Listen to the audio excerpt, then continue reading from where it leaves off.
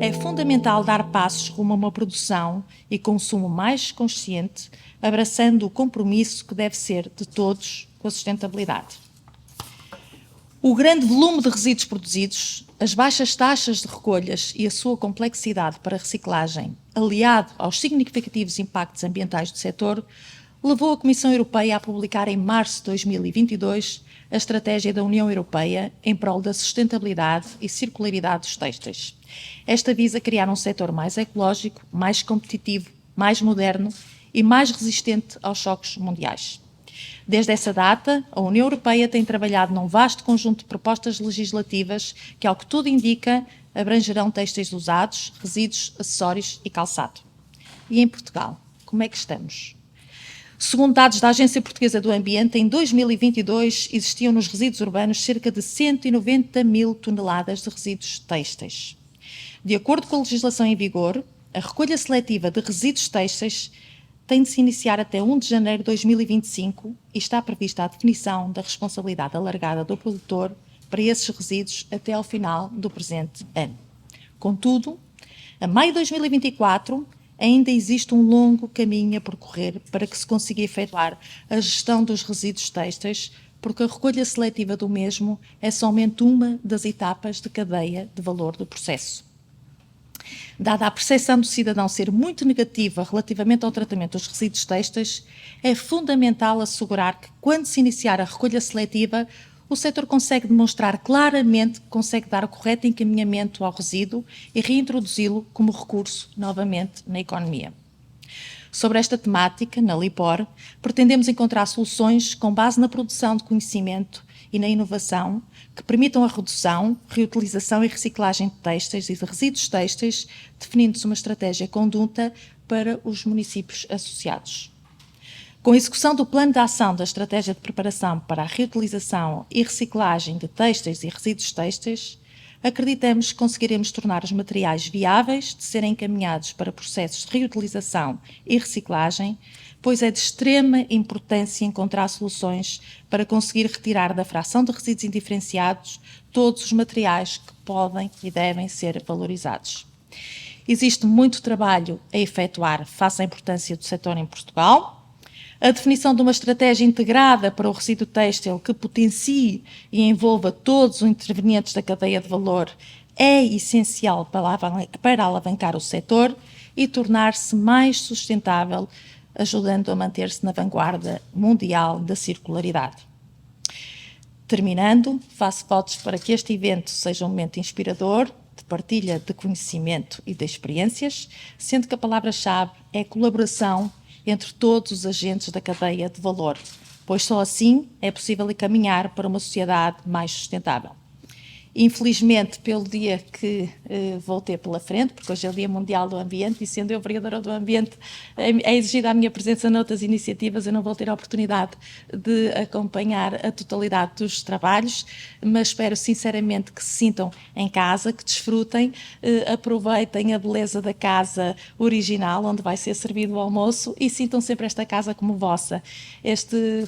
Era uma casa do município da Maia que estava fechada à comunidade, entretanto decidimos em boa hora abrir portas e além deste tipo de iniciativas que acolhemos, temos também uma agenda paralela com muitas exposições para fruição e lazer, portanto sintam-se em casa, desfrutem e sintam sempre na Maia um município muito propício a acolher iniciativas, algumas delas fora de caixa, e estamos de facto muito sensibilizados por nos escolherem também para esta, que será a primeira de muitas outras iniciativas. Esta é um setor que urge dinamizar e a LIPOR, como é boa prática, há mais de 40 anos, está também imbuída deste espírito. Portanto, juntos somos com certeza muito mais fortes e espero sinceramente que saiamos todos daqui mais ricos e com uma luz ao fundo do túnel que se avizinha longo e comprido. Muito obrigada a todos.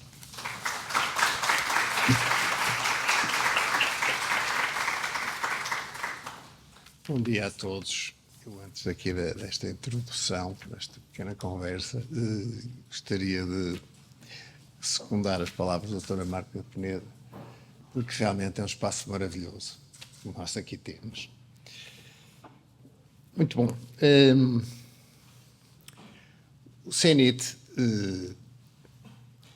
dá hoje início à organização de um ciclo de conferências sobre as temáticas da economia circular e da sustentabilidade nos setores têxtil e vestuário. Falo hoje, 5 de junho, no Dia Mundial do Meio Ambiente, aqui na Casa de Corim, instalações gentilmente cedidas pela Lipor, cujo Conselho de Administração, na pessoa da doutora Marta Peneda, aqui presente, aproveito desde já para agradecer, não é certamente um mero acaso. A indústria têxtil e vestuário nacional tem vindo a desenvolver um importante trabalho para se tornar mais sustentável e amiga do ambiente. Temos já alguns bons exemplos do melhor que se faz na Europa e no mundo, mas também estamos perfeitamente conscientes de que ainda existe um longo caminho pela frente para percorrer. Temos que continuar a investir na inovação, na investigação, no desenvolvimento tecnológico, na capacitação de recursos humanos e na dinamização de ações de comunicação e sensibilização para tornar possível a circularidade de toda a fileira da moda. Trata-se, como sabem, de um processo muito difícil, complexo e dispendioso que, para ser bem sucedido, terá que envolver não só os diferentes atores que compõem a indústria, mas também os poderes políticos, nacionais e internacionais e, claro está, os próprios consumidores.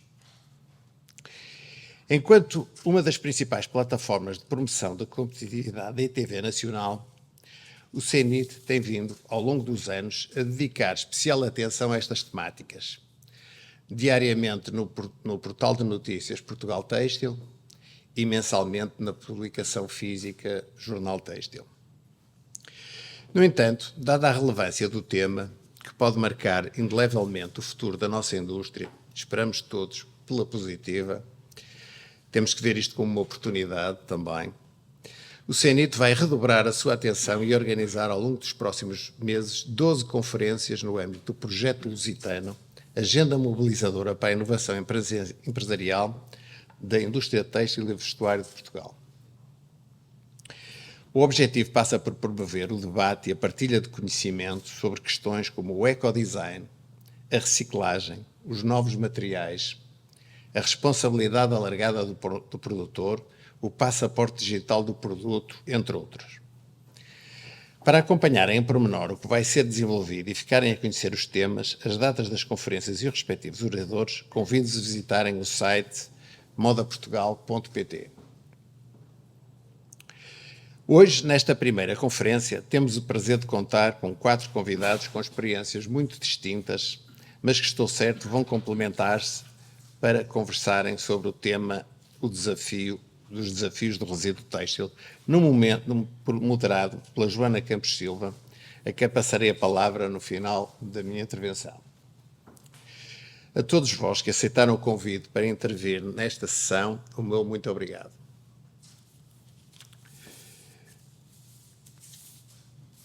Entretanto, no final deste painel, iremos abrir um espaço para perguntas, respostas ou comentários que vos desafiamos a aproveitar.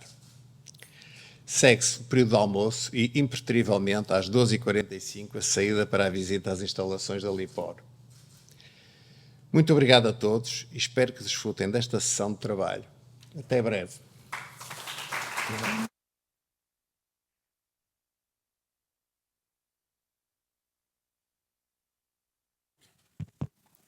Olá, bom dia. Se calhar pedia já aos meus oradores para se juntarem.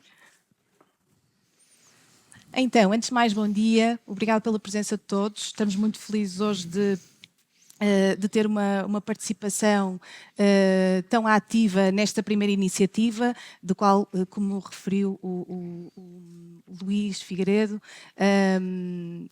neste início de ciclo de conferências que a Moda Portugal Circular vai dar início. Cabe-me a mim hoje estar a moderar este primeiro painel, cujo o tema é, então, os desafios do resíduo têxtil. Um tema que para nós é muito querido e que tem sido alvo de estudo no último ano, de forma mais intensa, e por isso, com muito entusiasmo, hoje temos aqui um painel ilustre que vou já apresentar. Portanto, do meu lado esquerdo tenho Andreia Barbosa, licenciada em Comunicação Social, com mestrado em Ecologia Humana e Problemas Sociais Contemporâneos. Hoje é responsável pela Comunicação e Relações Internacionais da Humana Portugal. Filipe Carneiro, licenciado em Engenharia Química pela Faculdade de Engenharia da Universidade do Porto e hoje chefe da Divisão e Apoio à Implementação de Projetos Operacionais da LIPOR. Manuel Sousa Lopes Teixeira, licenciado em Gestão de Empresas pela Universidade do Minho, com MBA pela Porto Business School. Já passou por diferentes entidades de relevo, Centro de Estudos Têxteis, ANGE, diretor de Portugal Fashion e hoje como consultor da Estratégia da Moda Portugal, uma iniciativa então da Associação Empresarial ANIVEC e CENIT. Infelizmente hoje não vamos ter Fernando Rin connosco, infelizmente não conseguiu os seus documentos a tempo de viajar para Portugal, mas que depois teremos um testemunho muito importante do impacto que tem o resíduo no mercado onde atua, Moçambique, mas que passa a apresentar, é atualmente o coordenador do Centro de Desenvolvimento Empresarial ACB, portanto, em Moçambique. Antes de dar início aqui a um rol de perguntas, gostaria só de fazer aqui uma pequena contextualização, porque sem estes números julgo que não conseguimos entender o verdadeiro desafio que temos pela frente. Portanto, o consumo de vestuário aumentou cerca de 50% desde 2000 e mais de 100 mil milhões de peças de vestuário são produzidas todos os anos, sendo que só usamos um terço, na verdade, no que está no armário. A Agência Europeia do Ambiente indica que cada europeu produziu 16 quilos de resíduo em 2020 e todos os anos são produzidos cerca de 92 milhões de toneladas de resíduos têxteis. Para finalizar, e não menos importante, apesar deste estudo já ser antigo, a verdade é que estes números não mudaram muito. E a verdade é que, segundo a Fundação Ellen MacArthur, menos de 1% é reciclado em todo o mundo, apenas 12% é reaproveitado, numa lógica de downcycling, portanto, para material de isolamento ou panos de limpeza, e 87% são incinerados ou enterrados em todo o mundo. A verdade é que, apesar de estarmos sempre a falar em resíduo, e estes números falarem-nos sempre de resíduo têxtil de forma global, a verdade é que existem diferentes tipos de resíduo, do qual gostaria de enumerar para darmos início então às nossas conversas. O resíduo, se pudermos de alguma forma simplificar isto, existem 3 tipos de resíduo. Existe o resíduo têxtil pós-industrial, que por norma é aquele que é gerado durante a fabricação dos têxteis, do produto de moda, portanto são as aparas que saem de uma mesa de corte, que vemos muitas vezes numa indústria convencional. Temos o resíduo pré-consumo, um resíduo mais gerado na fase do armazenamento e de retalho, ou seja, o produto que é produzido, que está pronto a ser usado, mas por algum motivo não sai da prateleira ou do armazém, ou que por algum motivo anda para a frente e para trás nas vendas e devoluções e acaba por ficar perdido. E depois temos o resíduo, ou neste caso o têxtil pós-consumo, que já foi usado e que de alguma forma foi descartado após o consumo e utilização pelo consumidor final e que hoje tem muitas vezes como solução colocar no contentor de doação que vemos na rua. Daí hoje uma ótima representação aqui pela Humana nessa área.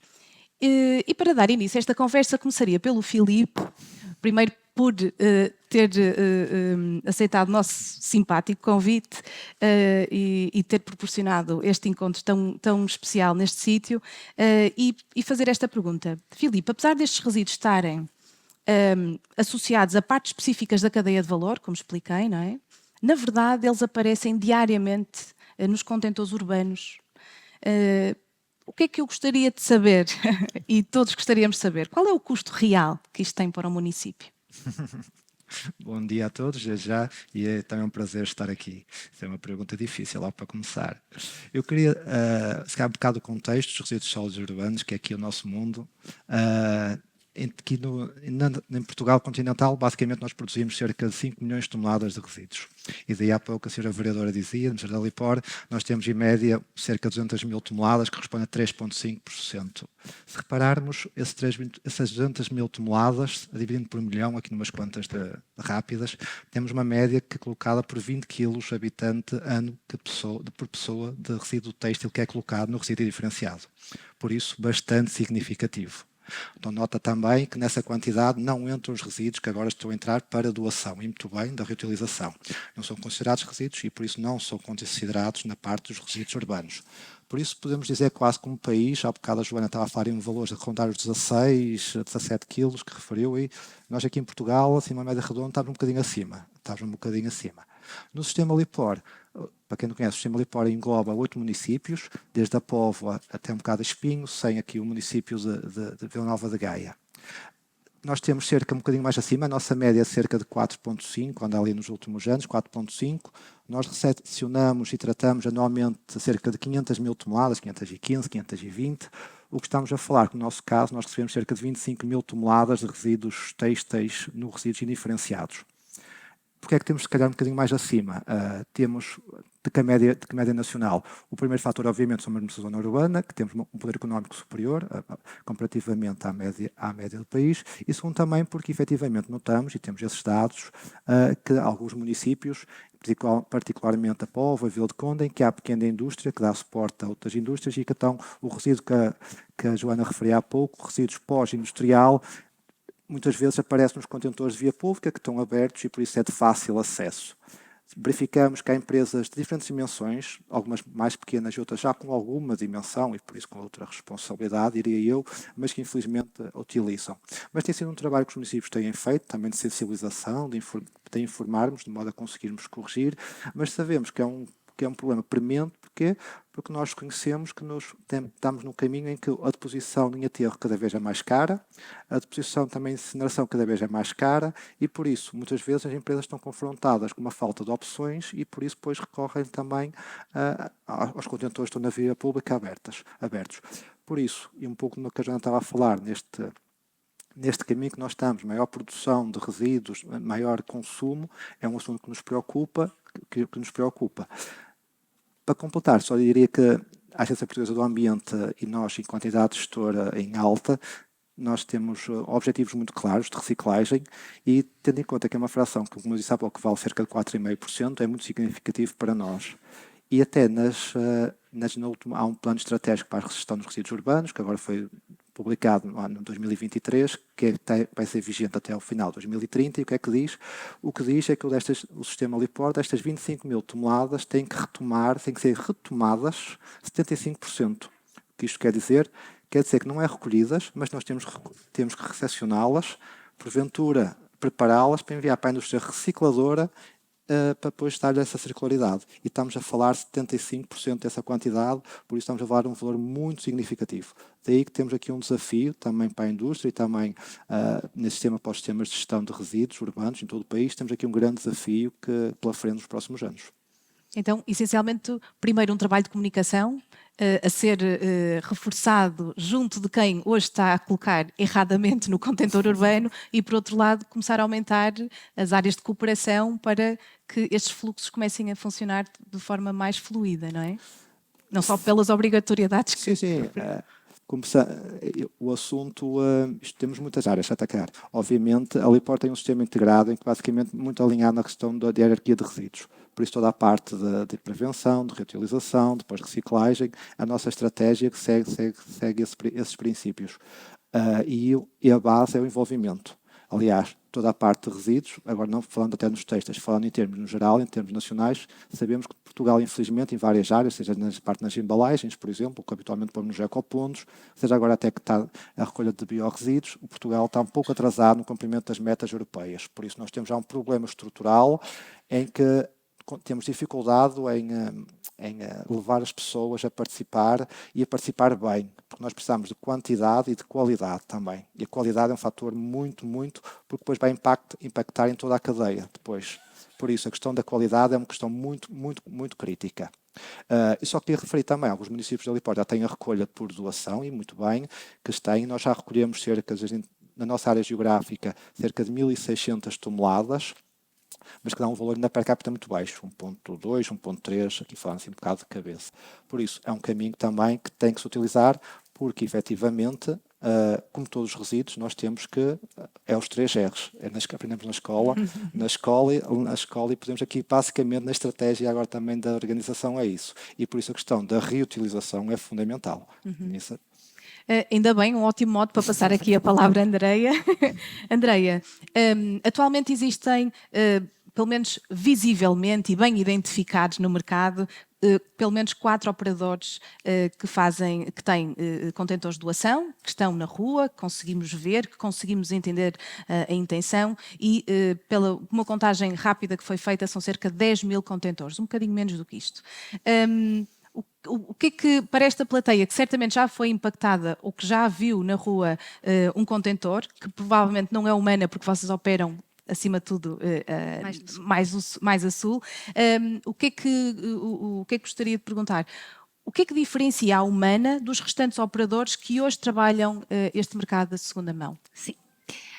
A humana, se calhar, distingue-se de outros, antes de mais, pela sua forma jurídica e missão social. Nós somos uma empresa social, existimos enquanto associação sem fins lucrativos, o que quer dizer que a atividade de gestão de têxtil que levamos a cabo tem como objetivo gerar proveitos que depois são aplicados na nossa missão social. Isto está ligado à origem da organização, já no final dos anos 70, que surgiu com o impulso de ajudar os países mais desfavorecidos, nomeadamente a África, sendo que o negócio de recolha, processamento e venda de roupa usada foi uma forma que surgiu para gerar recursos para essa missão e assim continua a ser. Depois a Humana em Portugal especificamente existe desde 98 e funciona sempre nesta mesma lógica.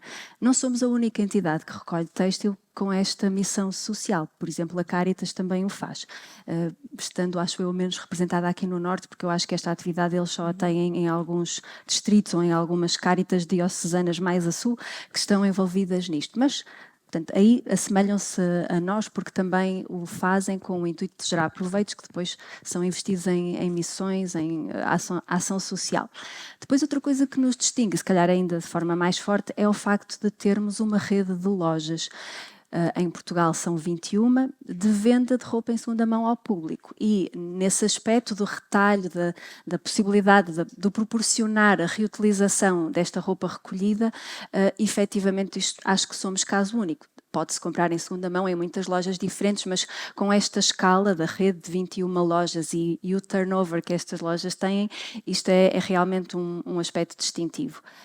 Depois, se calhar também em terceiro lugar, como somos uma organização, nós, Humana Portugal, pertencemos a uma rede de 29 organizações federadas nesta organização chapéu que se chama Humana People to People. Muitas destas organizações estão implementadas em países que são grandes importadores de roupa usada a partir do norte. Vamos ter daqui um bocadinho o exemplo de Moçambique, que vamos ouvir no testemunho do Fernando Wynne, mas é entre vários países africanos que importa muito a roupa e, portanto, como essa importação da roupa que nós recolhemos é feita por entidades que são nossas parceiras, fazem parte da rede Humana, digamos que há um circuito bastante controlado, com um contacto direto em relação a estes importadores. É importante esta questão da importação por parte da África e da exportação a partir da Europa, porque ela representa, no caso da Humana e outros operadores deverão ter números semelhantes, ela representa o destino de mais ou menos 40% da roupa que nós recolhemos. Ok. E há pouco o Filipe falava de um tema fundamental que é a qualidade do que chega ao nosso contentor. No outro dia revelaste um número impressionante de roupa de segunda mão. Queres falar dos números que o ano passado vocês venderam? Posso falar. Sim, na verdade, mas o ano passado foi assim o ano de todos os recordes de venda de roupa da Humana. Foi um salto grande em relação ao ano anterior e esse também já tinha sido um salto muito grande. Isto, no fundo, permite-nos, se olharmos para os últimos 8, 10 anos, perceber que há um movimento mesmo crescente de interesse pela roupa de segunda mão, uma aceitação cultural do consumo de roupa de segunda mão, até uma valorização do ponto de vista ambiental e estético deste produto. E, efetivamente, o ano passado nós vendemos 2,5 milhões de peças. Isto são mais ou menos umas 900 toneladas de roupa de segunda mão recolhida cá e em Espanha, sobretudo em Espanha, na verdade. Isso é um número impressionante. E como há pouco o Filipe falava de um tema fundamental chamado qualidade, o que é que, depois se calhar até para passarmos a palavra ao Fernando In, o que é que gostaria de saber? Podes mais ou menos explicar como é que funciona este processo de classificação de um produto e o que é que fica no mercado europeu e o que é enviado para o mercado externo? Como é que é feita esta classificação, até para as pessoas perceberem que quando colocam um produto no contentor, ele tem destinos diferentes porque é classificado de forma diferente? Podes-nos explicar um bocadinho? Tudo o que é recolhido, e acho que nesse aspecto não será muito diferente também dos outros operadores, passa por um processo de triagem. E há 4 grandes possibilidades a partir de uma análise de cada peça. E é um processo manual? É um processo manual, cada peça é avaliada individualmente e pode ser considerada reutilizável, pode ser considerada não reutilizável e, nesse caso, há a possibilidade de colocá-la no mercado de reciclagem, portanto, de vender a recicladores. Pode ser considerada nem uma coisa nem outra por estar úmida, manchada, suja, e então aí é um resíduo que segue o tratamento de outros resíduos indiferenciados, portanto, aterro ou incineração. Dentro da fração reutilizável, que é a maior fração, no nosso caso é sempre por volta dos 60%, há 2 grandes qualidades. Há uns 20% que são vendáveis no mercado europeu, é a fração de maior qualidade, e depois os tais 40% que no nosso caso são sobretudo vendidos no mercado africano, que é roupa que em geral sim tem uma qualidade inferior, mas que tem ainda uma característica de estar em condições de ser reutilizada. No mercado africano há outra tolerância por certo tipo de coisas, de marcas de uso, de alguns defeitos, de bainhas descozidas ou de falta de botões, porque há toda uma camada de reparação possível nesses mercados que faz com que a roupa que seria considerada inutilizável aqui, ou que não encontraria cliente, o encontro no mercado africano. Ok. Obrigada pela explicação e, como há pouco referi, tivemos um imprevisto e infelizmente o Fernando In não está hoje connosco. No entanto, tenho um testemunho muito importante para nos passar precisamente qual é a experiência que tem no papel e na figura de quem importa este produto. Portanto, agora pedia à equipa que pudesse passar o vídeo. São cerca de 10 minutos, está bem? Oportunidade de interagir sobre este tema, a roupa de segunda mão. Eu chamo-me Fernando In Júnior, sou o coordenador do Centro de Desenvolvimento Empresarial da Associação Comercial da Beira. É um departamento que lida com o desenvolvimento do setor do comércio, tanto formal como informal. Então, a Associação Comercial da Beira é uma das associações mais antigas do país.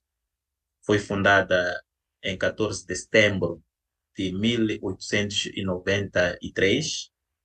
Conta atualmente com mais de 130 anos de existência. Seria importante aqui contextualizar um pouco a questão da informalidade no nosso país. Após a independência, o país nacionalizou as propriedades em nome do Estado e, portanto, não existia no país um empresariado nacional. E em 92 houve a necessidade de abertura do mercado e o governo incentivou para que haja um setor privado para que possa dinamizar aquilo que é a economia do país. Portanto, é nessa altura que surge o comércio informal, em 92.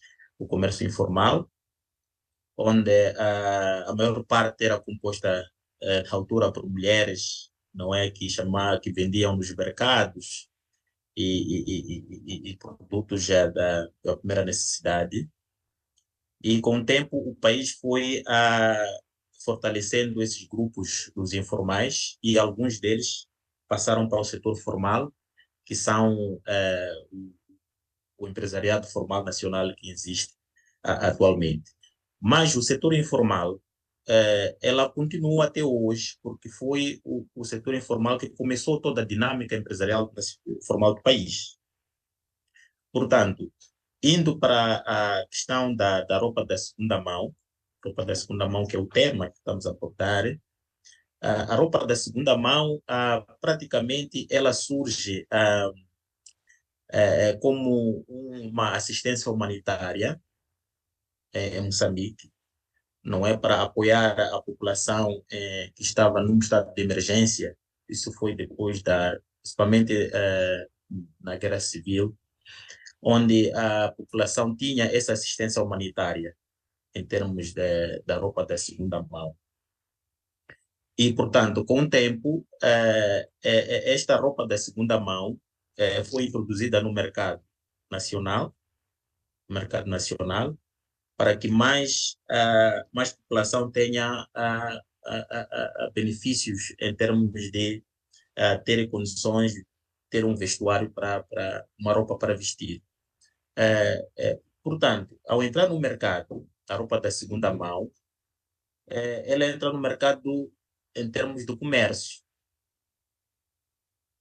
Então, e nessa altura, quando entra no mercado em termos do comércio, e essa roupa foi tendo muita aderência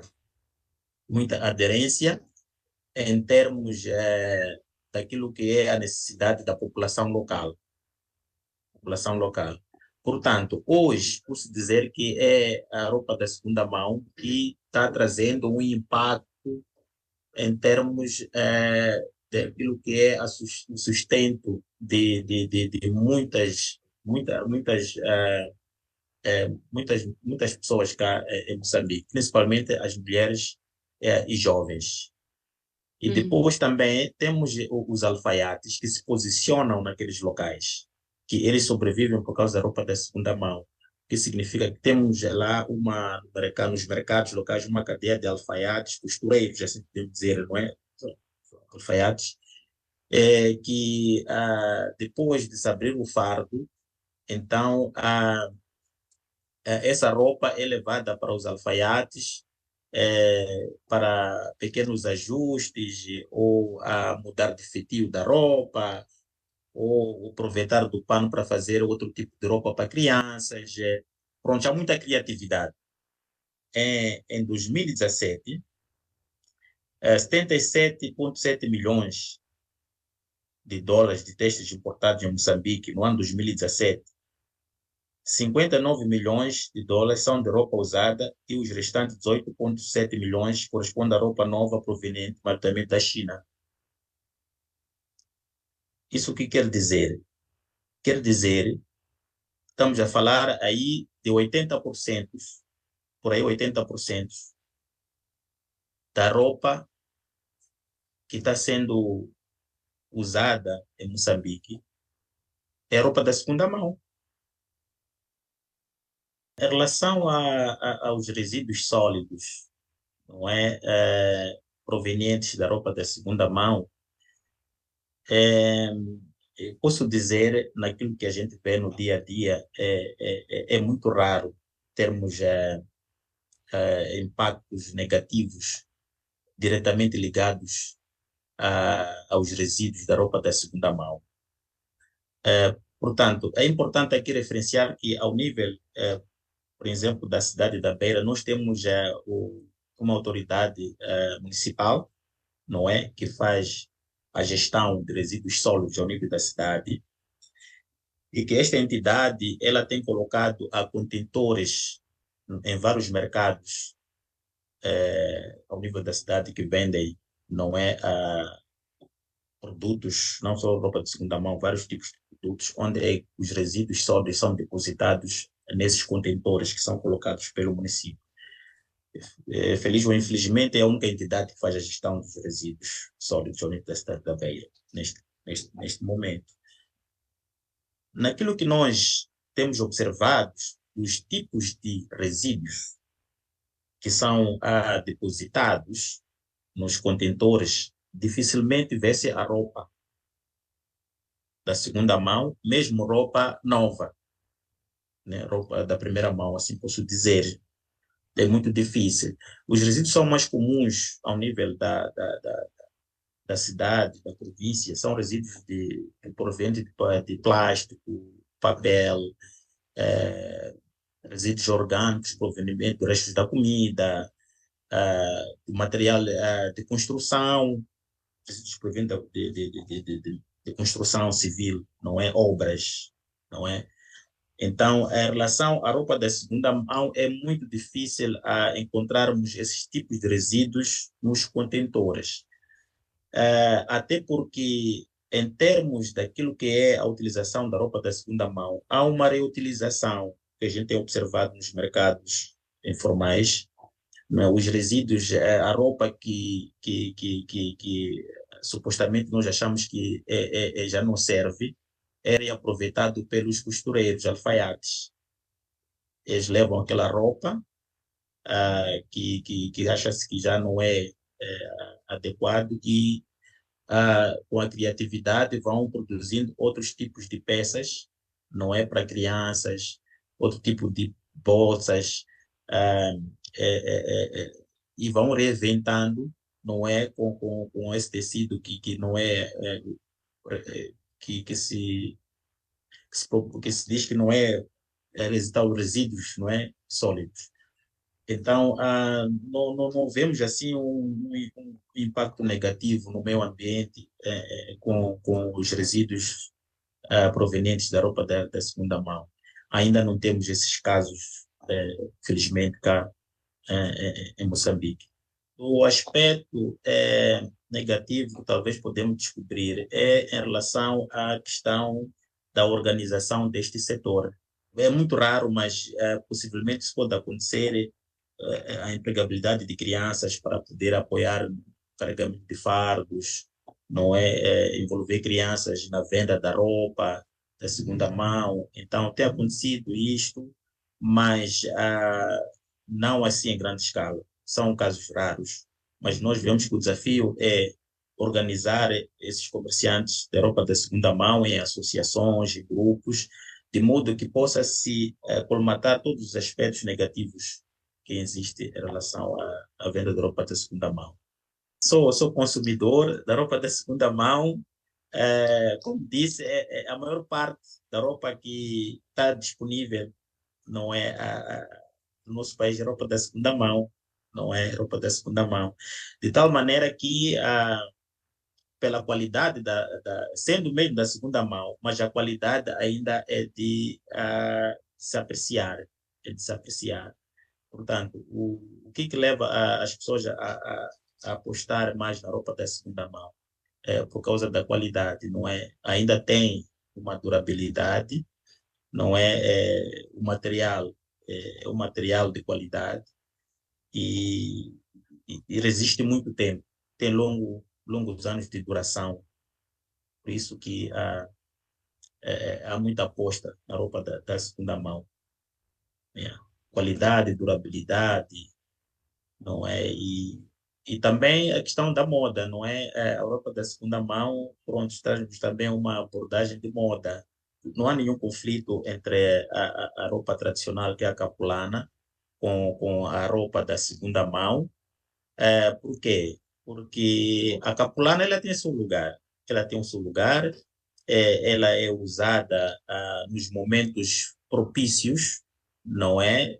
Em eventos tradicionais, é usado também quando há aqueles eventos que é preciso mostrar aquilo que é a cultura da moçambicanidade, é usada a capulana, não é? É usada dia a dia da mulher, quando vai a fazer as suas atividades.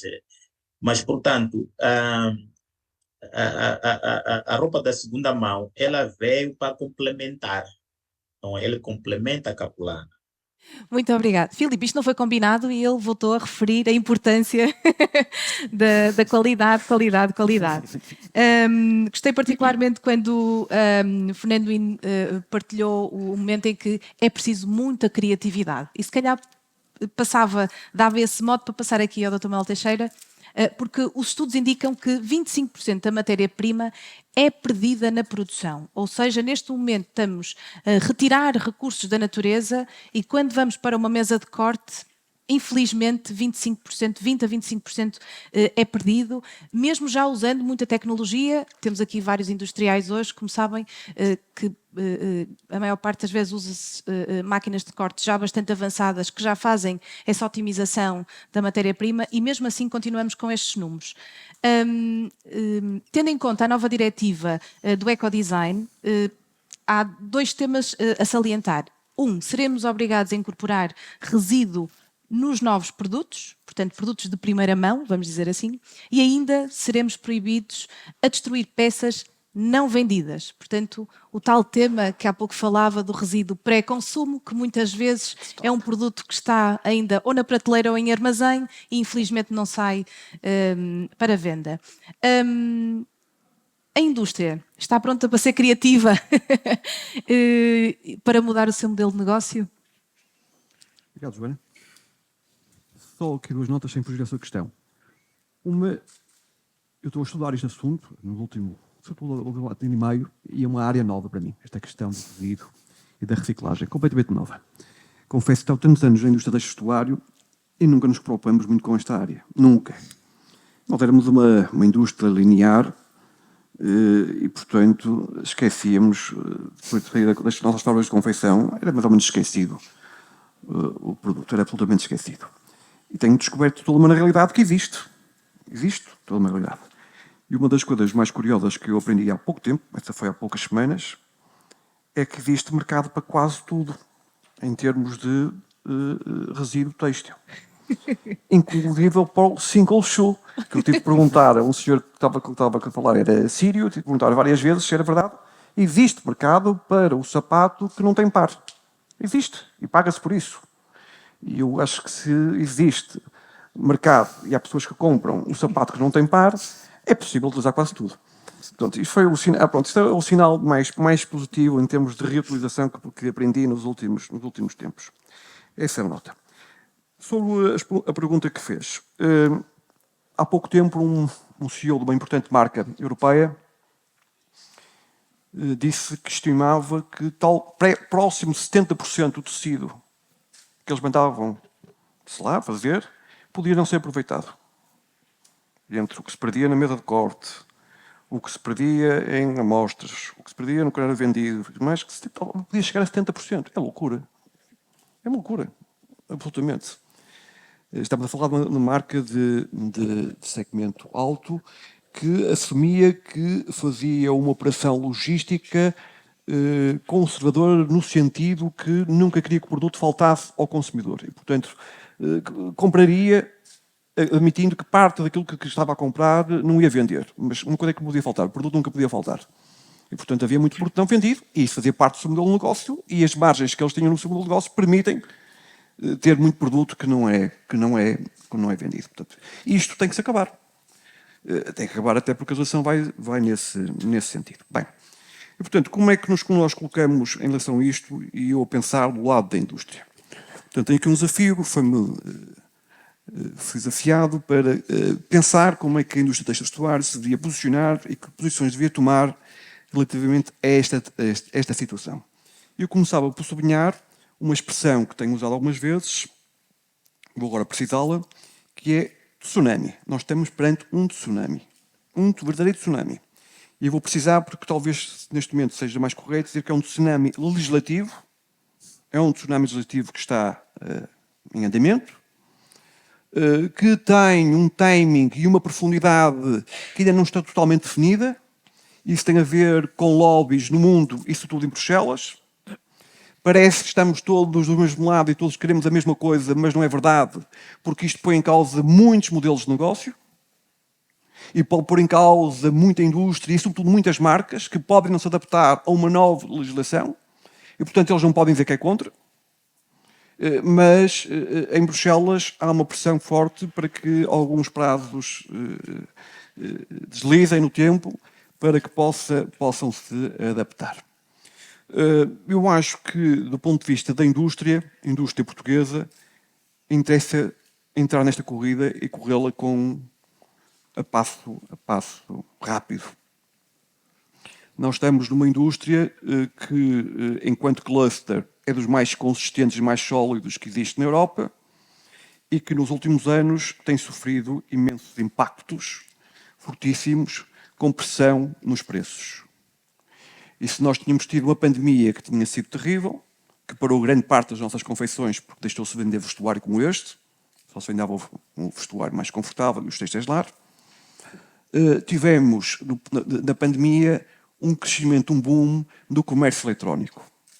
E o comércio eletrónico associado às grandes plataformas logísticas, a logística está super evoluída no mundo, é absolutamente incrível o que a logística pode fazer em transportar produtos pelo mundo fora a preços inacreditáveis.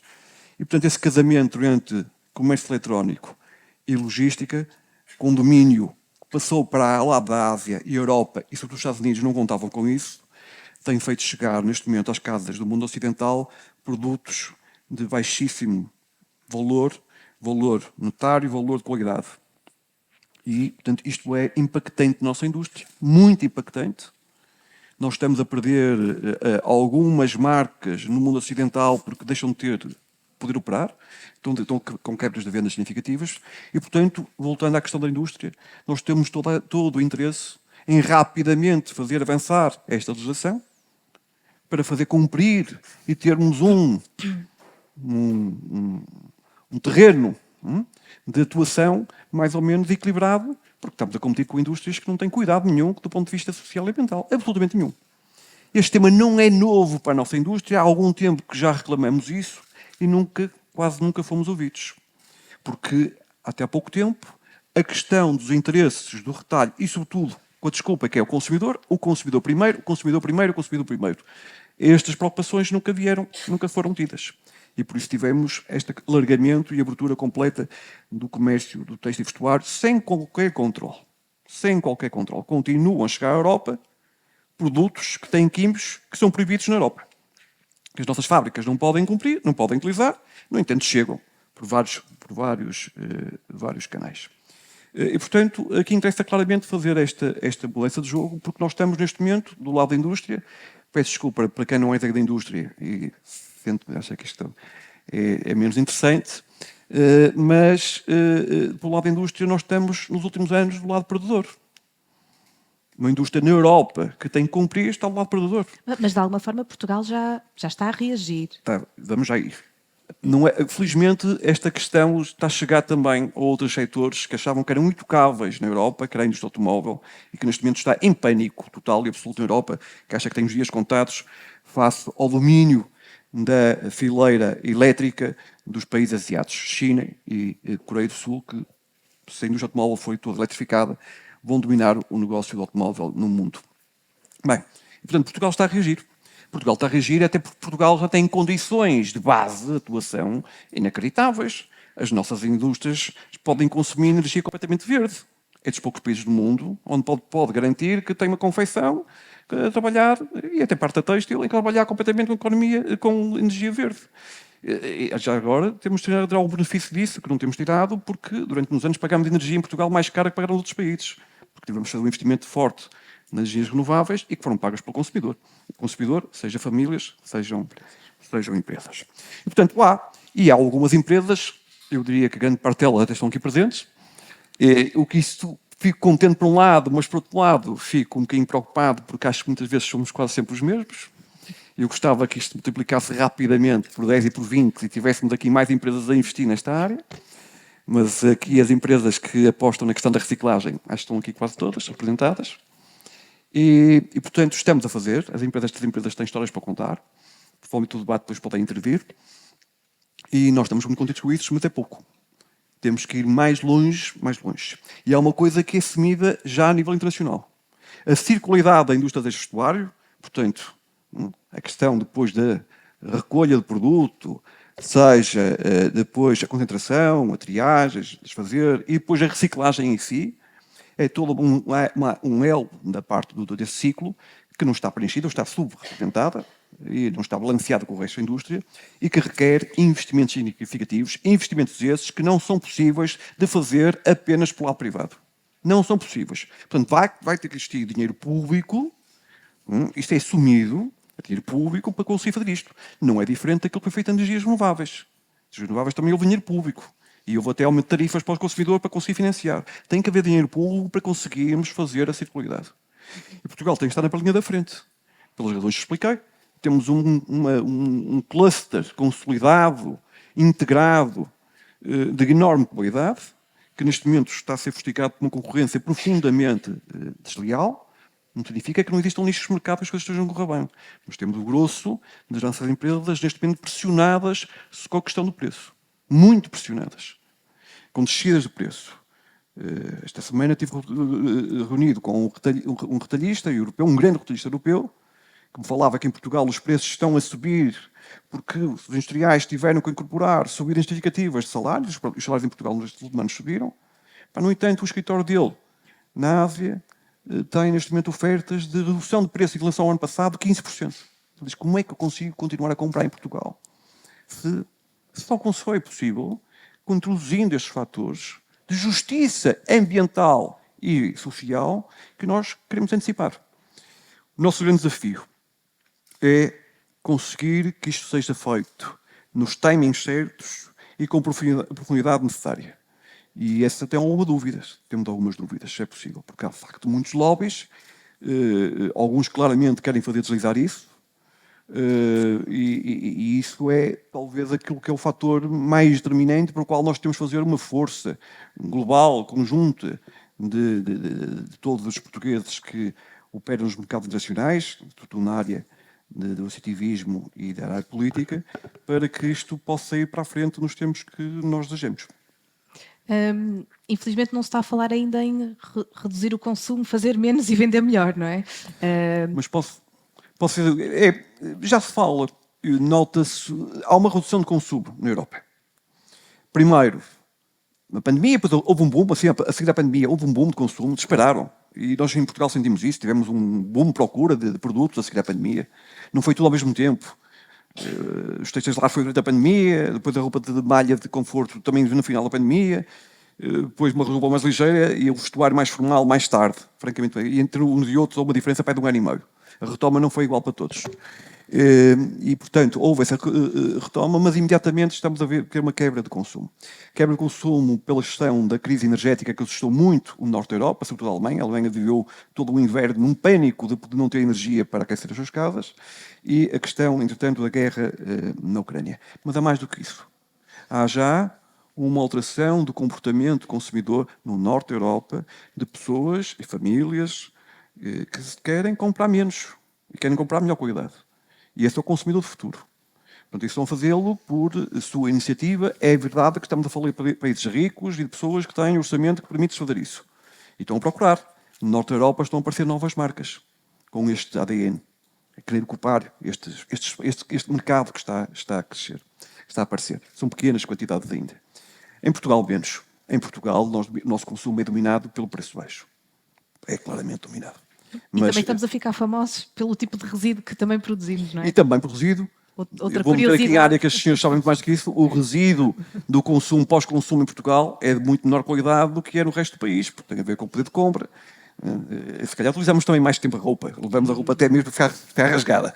Aqui dos nossos vizinhos espanhóis, sobretudo as mulheres espanholas, que, pelo que sei, rapidamente descartam roupa quase nova, que depois... A Humana depois pode contar, ou uma chega cá. Eu confirmo. Chega cá. Em Portugal é com menos qualidade. É engraçado, o resíduo no nível mundial há um preço em função de cada país. Não há uma bolsa internacional, bolsa não há, mas há um mercado internacional, e o resíduo têxtil tem, em português, em termos de quilo, tem menos valor que noutros países. Parece que o país que mais se paga acho que é a Suíça. Bem, e Andréia, aproveitando esta questão da diretiva do ecodesign, Considerando em particular esta questão da proibição de destruir peças não vendidas, gostava de saber de que forma é que a Humana pode ser uma solução para este tema do pré-consumo, Certo, que muitas vezes é um problema que a nossa indústria tem e o próprio retalho. Sim, efetivamente, essa alteração legislativa se calhar vai colocar mais pressão para se encontrar soluções dentro da reutilização, porque o encaminhamento para reciclagem também é considerado destruição, segundo o regulamento. Já sempre fomos recebendo alguns pedidos de, por exemplo, lojas que fechavam ou confecções que fechavam e tinham algum estoque que nos era doado e que nós, no fundo, tratávamos como os outros têxteis usados que recolhemos de doações particulares em contentores e distribuímos pelos diferentes mercados. Agora, no fundo, também à espera e já notando algum interesse por parte de empresas em saber como é que trabalhamos e o que é que podemos oferecer em termos de processamento desses produtos, estamos também internamente a melhorar alguns processos para poder, por exemplo, garantir a quem tem um estoque de um produto qualquer, poder colocá-lo em mercados que não sejam o mesmo em que o produto novo está a ser colocado. Nesse caso, aqui o facto de nós sermos uma rede e trabalharmos um bocado umas humanas com as outras, permite-nos aceder a diferentes segmentos, áreas geográficas e, por exemplo, colocar o produto em África, que já é o destino primordial daquilo que recolhemos, mas efetivamente mantê-lo fora da nossa rede de lojas na Europa. Ainda que nós tentemos convencer quem doa a permiti-lo, porque se calhar às vezes há um bocado um empolamento da ideia de mas isso vai ser negativo para a nossa reputação, de repente aparecem uma data de peças novas da nossa marca num mercado de segunda mão, numa loja qualquer.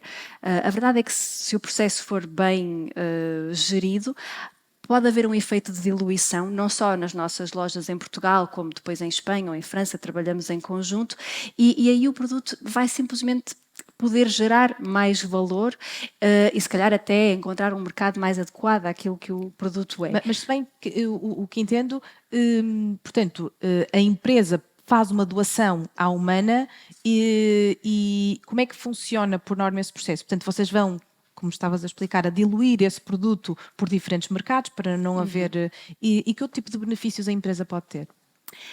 No nosso caso, as doações em geral são tratadas desta forma e, portanto, não é específico da Humana, mas pode dar lugar a um benefício fiscal. Portanto, aquela doação é contabilizada como uma perda no exercício, como uma majoração e depois tem um abatimento em sede de IRC, mas isso é igual para qualquer doação. Depois, sendo que a Humana é esta entidade sem fins lucrativos, uma empresa social, o benefício económico que vai ser gerado por essa doação depois é transformado em valor social.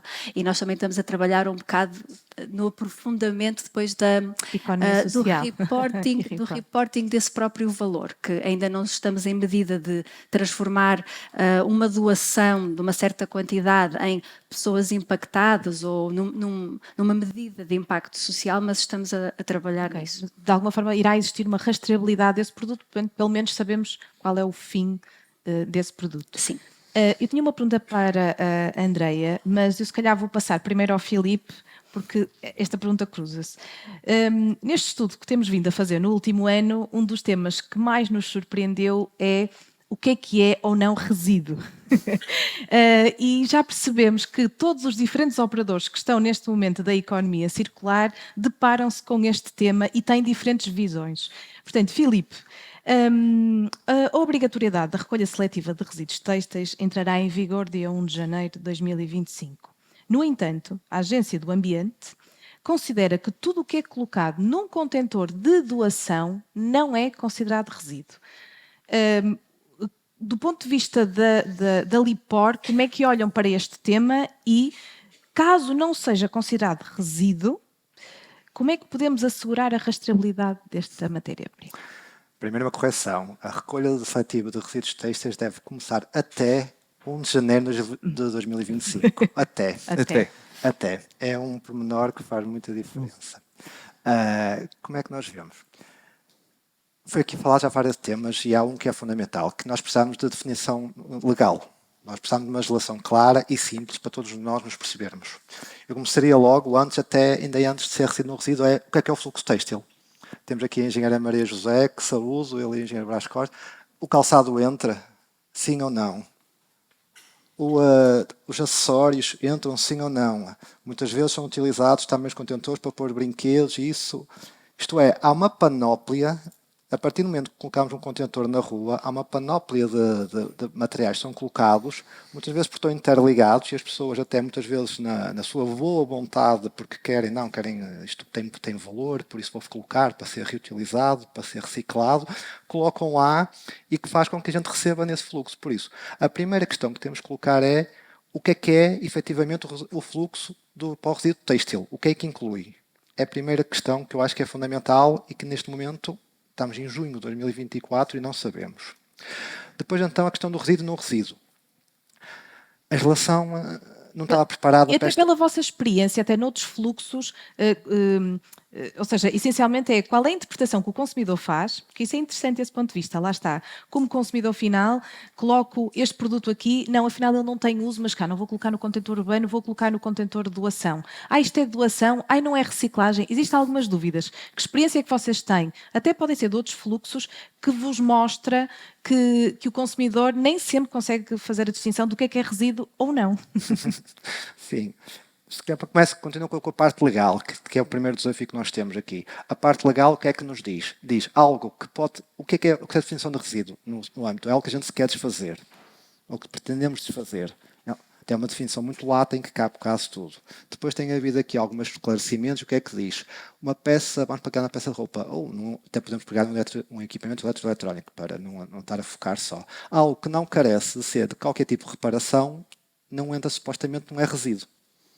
Por isso, mas se porventura requerer algum tipo de reparação, e por isso seja numa varinha mágica em que basicamente temos que afinar um bocado, aquilo desengatou o fio e temos que pôr o fio outra vez que aquilo desengatou, aí já é resíduo. Por isso, esta fronteira é muito complicada, é uma área não está definitivamente claro. O que leva a esta questão depois, o que é que a pessoa, se é resíduo ou não é resíduo. Saltando agora para a parte das pessoas.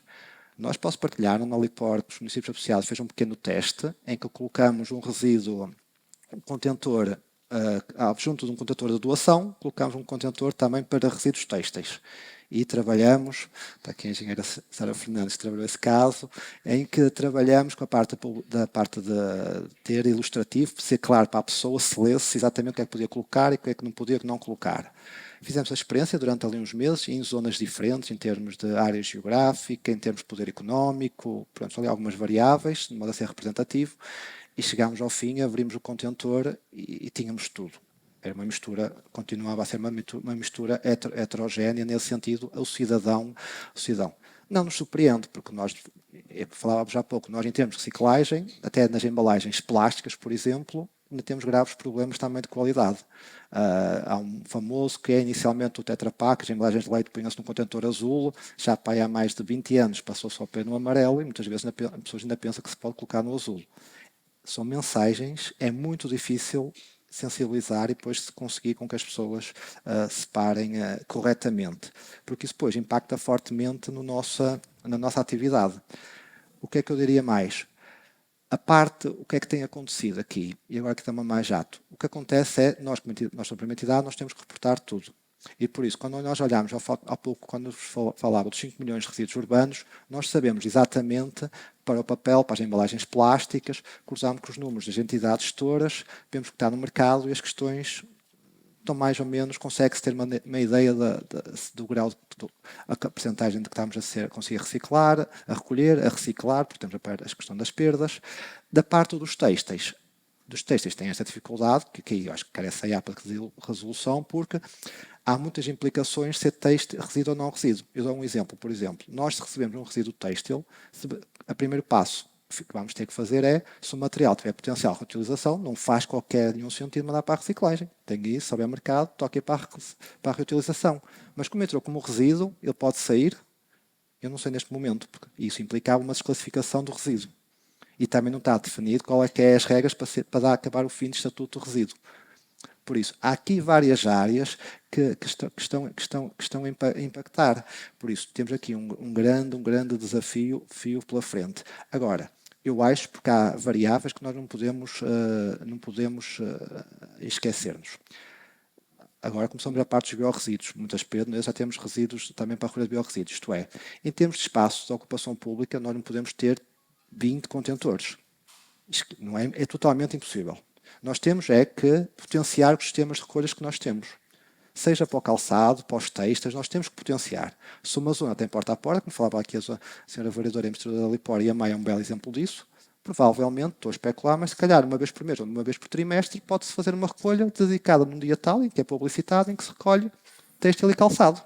E não estamos a criar sistemas de recolha em cima de sistemas de recolha.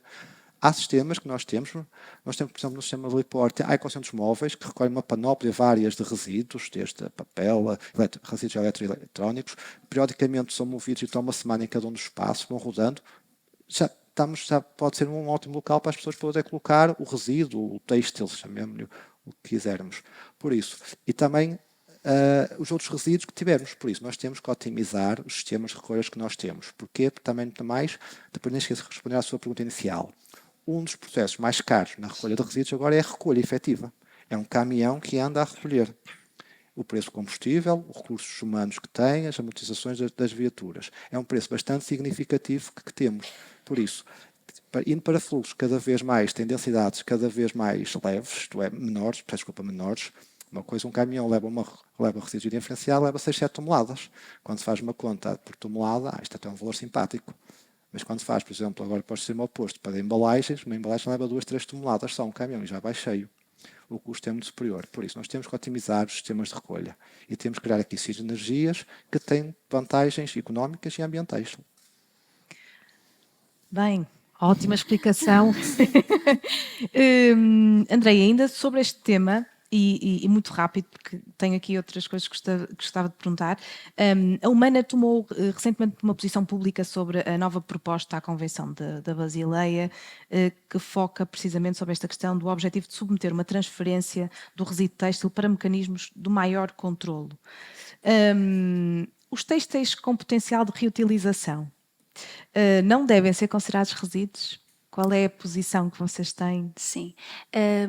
A Convenção de Basileia regula a transferência internacional de resíduos e, segundo também o grau de perigosidade destes resíduos, determina que sejam sujeitos a certos mecanismos de controle para evitar problemas, como já fomos observando em vários fluxos, o plástico muito problemático, a ser queimado em países importadores deste resíduo, e para acabar com essas más práticas e com os impactos ambientais desses resíduos, esta convenção tem essa função. Neste momento, os resíduos têxteis não são abrangidos, não são considerados problemáticos no âmbito desta convenção, e há uma proposta que emerge do Ministério do Ambiente francês, dinamarquês e sueco, para mudar um pouco esse estatuto, a forma como o resíduo têxtil é encarado pela Convenção de Basileia, o que passaria a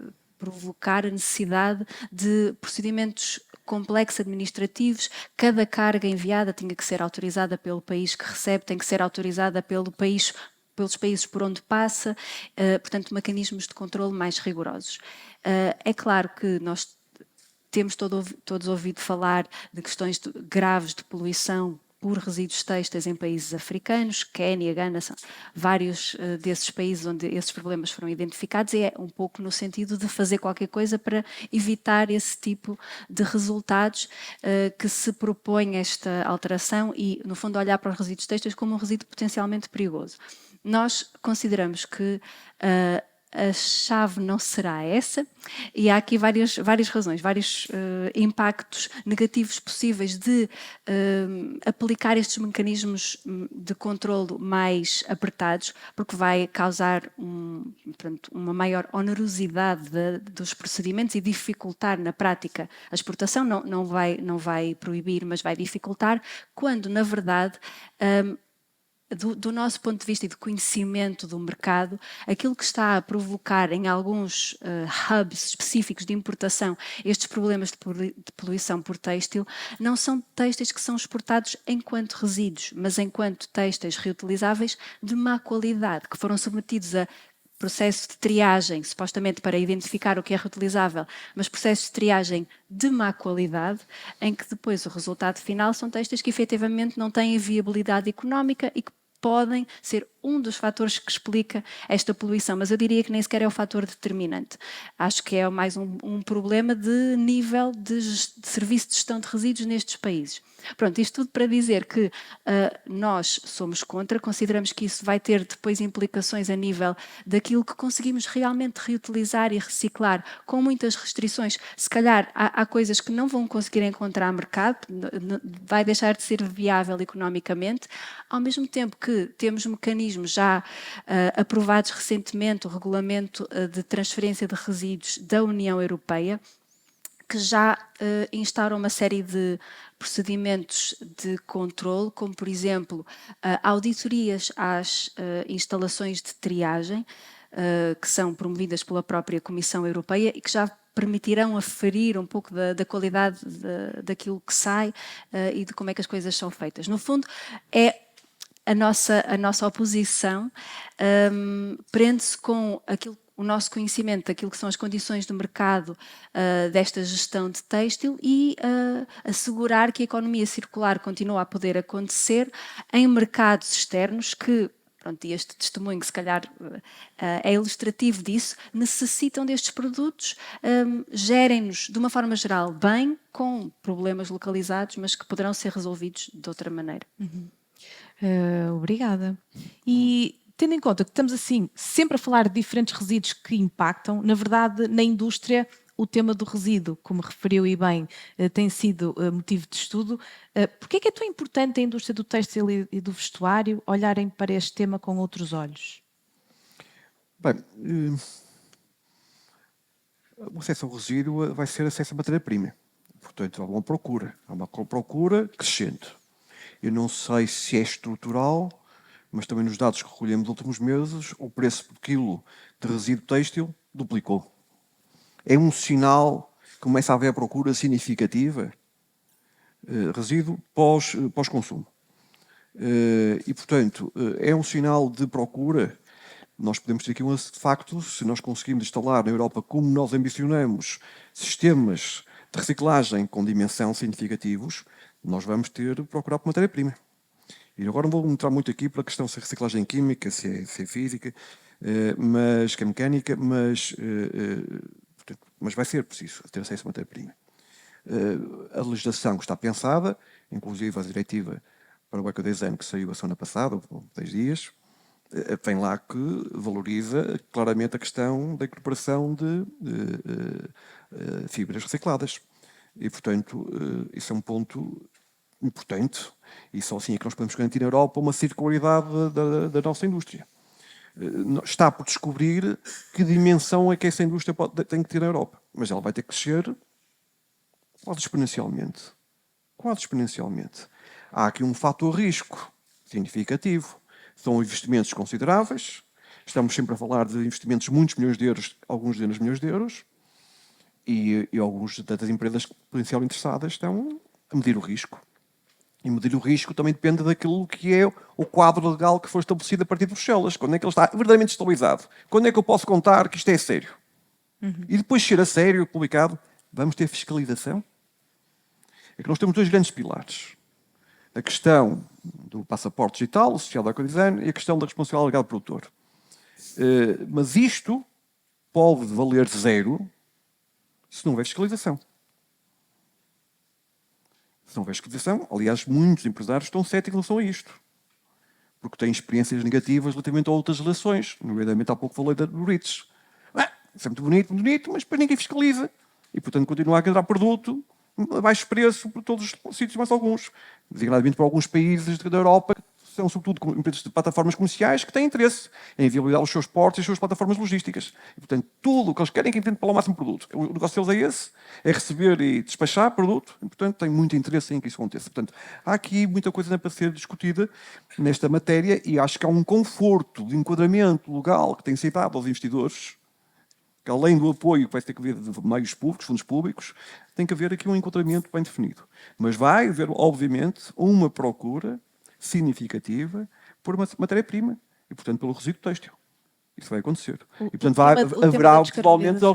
O tema da descarbonização é central nesta transferência também, a nossa hiperdependência da matéria-prima que vem de outros mercados, que automaticamente Se nós impacta. conseguimos valorizar-se de uma forma significativa na questão, depois do expansão salarial produtor, a questão da distância, se ela for verdadeiramente significativa naquilo que tem a ver com a ecomodulação, não é? Portanto, nós, em princípio, acho que a maior parte das pessoas aqui estão conhecem, a expansão salarial produtor passará por pagarmos um ecovalor, uma taxa, entre aspas, não pode ser chamada taxa, um ecovalor sobre o produto consumido, como já pagamos na questão dos pneus e baterias. E depois haverá atenuantes. Chamada acumulação, haverá atenuantes. Isso significa que um produto fabricado na Europa, se a questão da distância for muito valorizada, pode ser francamente mais competitivo a nível do preço quando chega ao consumidor. E nós esperemos que isso seja tido em conta. E, portanto, pode ser um dado muito significativo a questão da distância. Vamos ver se vamos ter... Os industriais vão ter força para isso. Para além do que o Dr. Manuel Teixeira referiu, há mercado para tudo, inclusive para single shoes, uma das coisas que surpreendeu nos últimos tempos foi que recentemente fomos visitar um dos maiores operadores que faz a triagem de vestuário e que é colocado nos contentores de doação, e sabemos que parte do que é colocado nestes contentores é revendido para mercados externos com clima quente. Este dado é fundamental. E porquê? Porque tendo em conta o cliente que existe do outro lado, tudo o que é produto de inverno, na verdade, não é considerado na triagem. Nomeadamente, uma das coisas que soubemos é que, por exemplo, calçado de inverno hoje é enterrado porque não há quem compre do outro lado. O tema da transparência é tão importante que gostava de saber, Andreia, na Humana, como é que, de alguma forma, nós conseguimos salvaguardar todos os envolvidos? Ou seja, desde o consumidor que coloca no contentor nesta fé de que é colocado um produto para doação e que, de alguma forma, depois realmente chega a um destino. Como é que nós podemos, ou como é que vocês, de alguma forma, podem salvaguardar isto? Sim. Sim, pronto. Efetivamente, esta ideia e a possibilidade que a Humana e outros oferecem de colocar roupa em bom estado, que poderá ser reaproveitada no contentor, pronto, abre as portas para que isso seja feito. Mas depois, por um lado, ao longo dos últimos anos, e como tu comentaste no início, houve uma explosão de consumo, o que significa também uma explosão de descarte. Há muito produto a ser doado e claro que as pessoas gostam de pensar, e isso é que é o ideal, que vai ser reutilizado, que vai ser útil a alguém. E pronto, muitas pessoas agora também já não estão preocupadas se isto vai para os pobrezinhos ou se calhar se fica na Europa e passa para as mãos de um vizinho, que é muito desejável também, mas gostavam de saber que realmente vai haver um uso para aquele produto. Ou pelo menos um destino seguro, porque pode ser até um destino... Depois temos duas... Pronto, só que, dadas as quantidades de que estamos a falar, o mercado aqui tem um papel fundamental. Portanto, nós sabemos, e os nossos números atestam isto, e outros operadores terão mercados semelhantes, a maior parte daquilo que nós recolhemos, os tais 40%, é mercado africano, com climas tropicais, quentes, e que, pronto, nos quais não será possível escoar produtos com certas características. Se não conseguimos gerar procura interna dentro dos mercados europeus ou mais a norte, em que faz sentido usar esse tipo de peças, se não conseguimos gerar essa procura, vamos ter um problema de mercado para colocar esses...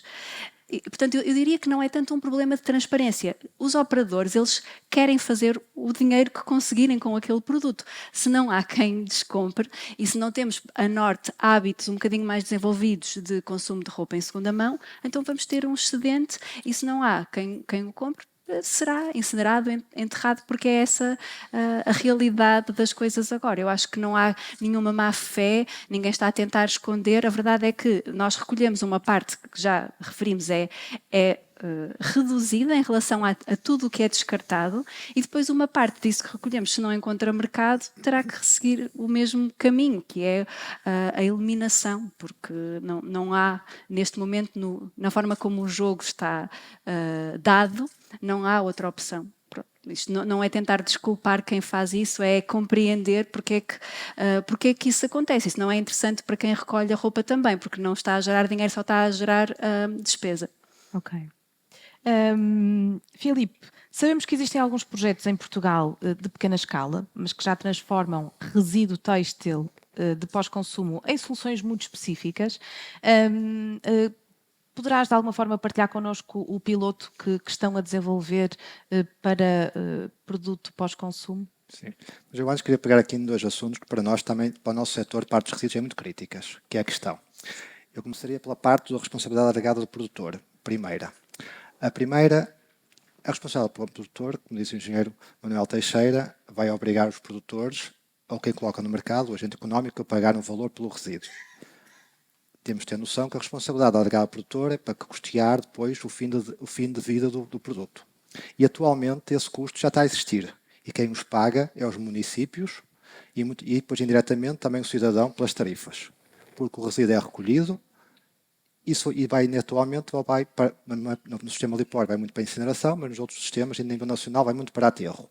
E é um dos resíduos que contribui também, daqueles que falávamos, 3,5%, porque temos cerca de 58% de posição em aterro, 3,5% são resíduos têxteis. Por isso, o valor que custa recolher e dar destino ao resíduo já existe. Filipe, quando fala em resíduos têxteis, é têxtil e calçado ou é só têxtil? Só têxtil, Só porque têxtil. o que acontece atualmente, esse é outro problema, até a quantificação. Porquê? Porque atualmente, para detectarmos o que é que temos resíduos urbanos, são feitas caracterizações a nível nacional. 2 vezes por ano, cada sistema tem que fazer caracterizações. Enquanto os têxteis têm uma categoria própria, mas mesmo na categoria dos têxteis, eu chamo-lhe uma caixa negra, porque não sabemos o que temos lá, não sabemos se temos mais têxtil-ar, têxtil vestuário, se temos chapéus, se temos cortinas, o que for. Por isso, é algo que temos que saber primeiro, mas o calçado entra noutra categoria, que é nos compósitos. Okay. E por isso, no calçado nem há uma quantificação mínima, é um valor assim, porque quando nós olhamos para alguns números, por exemplo, não sei se aqui a André pode se calhar falar, do que põe no roupões, realmente... Normalmente é 10%. Eu ia dizer 5 a 10%. Se for 5 a 10%, estamos a falar de um valor bastante significativo ainda. Por isso, eu diria então às 25 mil toneladas, às 200 mil toneladas que nós temos, se for no país, de resíduos têxteis, temos que adicionar mais 10%. Se for com o calçado. São mais 20 mil toneladas.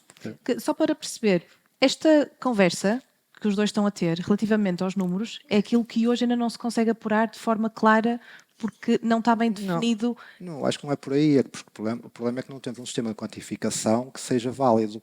Isto é por isso que eu falei essa questão. Por isso, mas só que para o meu raciocínio chegava aí. Por isso, a responsabilidade legal do produtor é fundamental. Porque tudo isto, para termos a recolha começa supostamente no dia 1 de janeiro, isto vai ter custos bastante significativos. Vai ter custos na recolha, vai exigir, como falei, mesmo criando sinergias, vamos ter que ter sistemas de recolha na via pública, o resíduo vai ter que ser recolhido e vamos ter depois que levá-lo armazenado, vamos ter que triá-lo. E depois podemos falar sobre isso e batermos na sua pergunta, porque o processo agora, há casos de sucesso que nós vemos, mas percebemos que é um processo ainda bastante manual. Começa quando chegar, da que falava há pouco, vamos ter uma panóplia, vamos ter calçado, vamos ter têxteis, vamos ter se calhar outros brinquedos, sobe logo por aí e ainda nem começamos a triar. E essa parte vai ter que ser manual, não há técnica automática, e não há mecanismos automáticos que permitem essa separação. Por isso a reciclagem vai ser um processo muito caro, porque vai ser ainda, infelizmente, ainda temos ainda vai ser muitos desses processos, depois posso falar em detalhe, ainda vai ser muito manual. E vamos chegar ao fim, ou conseguimos dar valor à mercadoria, de modo que ela tenha valor, ou se não, vamos ter que ainda pagar para pô-la no aterro ou incinerá-la. Isto é tudo a somar. E aqui o que vai bater, salta aqui logo para a questão da credibilidade. Nós não podemos falhar na parte da credibilidade. Porque se nós começarmos a falhar, isso vai-nos começar a contaminar o resíduo no parte dos têxteis e depois vai-nos voltar para os resíduos, todos os resíduos. As embalagens plásticas, o vidro e quê? As pessoas reagem muito mal quando sabem que têm, posso-vos dizer, se porventura, estou por um caso, Outro dia temos uma situação que uma equipa foi recolher uns resíduos num contentor e chegou lá que estava uma desgraça. Era um contentor aberto e tinha lá até resíduo pós-industrial, estava misturado. Eles, para agilizar o processo, o que é que pegaram? Veio um resíduo diferenciado num caminhão e recolheu logo aquilo. Alguém tirou fotografias e nós recebemos, o município até mandou para a SIC e nem para a CMTV. Então nós separamos, estes malandros, desculpem o termo, estão aqui afinal colocam tudo diferenciado. É muito crítica a questão da credibilidade. Nós não podemos de maneira nenhuma permitir que as pessoas pensem que estão a fazer um esforço e que depois esse esforço não é correspondido com o correto encaminhamento do resíduo. Isso para mim é crucial, porque senão vamos ter um problema depois que se vai alastrar e nós já somos um país que infelizmente temos baixas taxas de reciclagem, como disse há pouco. Voltando à questão Do piloto. do piloto, então. A Lipor tem trabalhado e há bocado o engenheiro Manuel Teixeira disse que entrou no mundo dos resíduos, nós entramos no mundo do têxtil nos últimos 2 anos. Também encontramos aqui. Também somos completos outsiders. Pronto. E tivemos aí a possibilidade, a convite, e agradeço ao CITEV e à PICAPS que nos convidaram para 2 projetos do PRR, da parte da bioeconomia. E tem sido uma boa oportunidade que nós temos aproveitado para desenvolver atividades. Nos 2 projetos estamos a fazer uma caracterização, começamos este ano, daqui depois será, no âmbito dos 2 projetos será partilhado, uma caracterização mais fina, para sabermos exatamente o que é que temos nos resíduos têxteis, em termos, dentro do possível, tipo de material, isto é, se é material, porque depois já verificamos a etiqueta no pouco vale, muitas vezes, os equipamentos, muitas vezes, que existem no mercado para detectar o tipo de fibra, também têm as suas limitações. Muitas vezes até se tem que correr quase ao laboratório para perceber exatamente o que tipo de fibra temos lá. E também na parte do calçado, para sabermos dentro do calçado, os resíduos calçados são colocados, tanto nos resíduos indiferenciados como na seletiva, estamos a fazer a castração nos 2 lados, tanto para os resíduos têxteis e para o calçado, estamos a fazer uma análise mais fina para perceber exatamente o que é que temos em cada um desses materiais. No caso de calçado é mais couro, é mais borracha, porque temos este problema que falaram há pouco. Nós produzimos um material, mas depois consumimos outro, de mais baixo valor. Por isso não é coerente, isto é, não podemos replicar. Estamos a fazer isso e depois também aproveito, estamos a desenvolver também no âmbito do projeto um modelo de gestão para o modelo do calçado, que é algo que também para nos ajudar aqui um bocado nesta parte e que se calhar vai ser quase dos têxteis. E da parte dos têxteis, temos uma linha, unidade piloto industrial. Por isso, é uma linha pequena, que tem uma capacidade só muito limitada, 50 toneladas, mas é para nós aprendermos como é que vamos conseguir gerir o resíduo. E o resíduo.